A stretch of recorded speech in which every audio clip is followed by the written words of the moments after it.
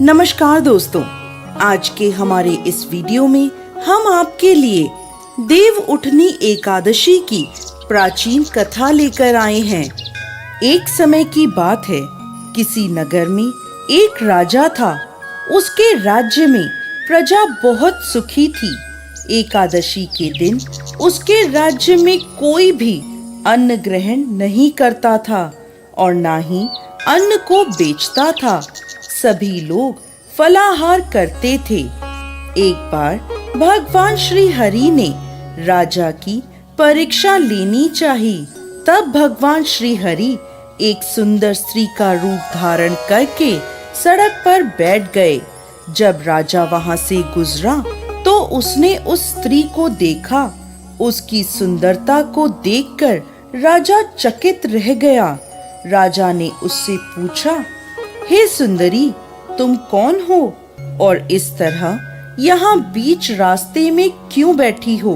तब सुंदर स्त्री बने भगवान बोले, मैं बेसहारा हूँ। इस दुनिया में मेरा कोई जानने वाला नहीं है। मैं किससे सहायता मांगू? राजा पहले ही उसके रूप पर मोहित हो चुका था। तो उसने उस सुंदरी से कहा, तुम मेरे साथ मेरे महल में चलो और मेरी रानी बनकर रहो। यह सुनकर वह सुंदरी बोली, मैं तुम्हारी बात मान लूंगी, पर तुम्हें इस राज्य का अधिकार मुझे सौंपना होगा। राज्य पर मेरा पूर्ण अधिकार होगा। मैं जो भी बनाऊंगी तुम्हें खाना होगा। राजा उसके रूप पर मोहित था, इसलिए उसने उस सुंदरी की सभी शर्तें स्वीकार कर लीं और उस सुंदरी को अपने महल में ले गया और उससे विवाह कर उसे रानी बना लिया। अगले ही दिन देव उठनी एकादशी थी। उस सुंदरी ने सभी को आदेश दिया कि बाजारों में बाकी दिनों की तरह अन्न बेचा जाए। उसने महल में मांसाहारी भोजन पकवाया तथा परोसकर राजा को खाने के लिए कहा। यह देखकर राजा बोला, रानी, आज देव उठनी एकादशी है, मैं तो केवल फलाहार करूंगा। तब उस सुंदरी ने अपनी शर्त राजा को याद दिलाई और कहा, ये खाना आपको खाना होगा, नहीं तो मैं बड़े राजकुमार का सर कटवा दूंगी। यह सुनकर राजा बहुत दुखी हुआ और उसने अपनी स्थिति अपनी बड़ी रानी से कही। तब बड़ी रानी बोली, महाराज, धर्म ना छोड़ें, बड़े राजकुमार की बलि दे दें। बेटा तो फिर मिल जाएगा, लेकिन धर्म नहीं मिलेगा। ऐसा कहकर बड़ी रानी रोने लगी।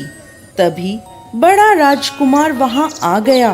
माँ की आंखों में आंसू देखकर राजकुमार ने अपनी माँ से रोने का कारण पूछा।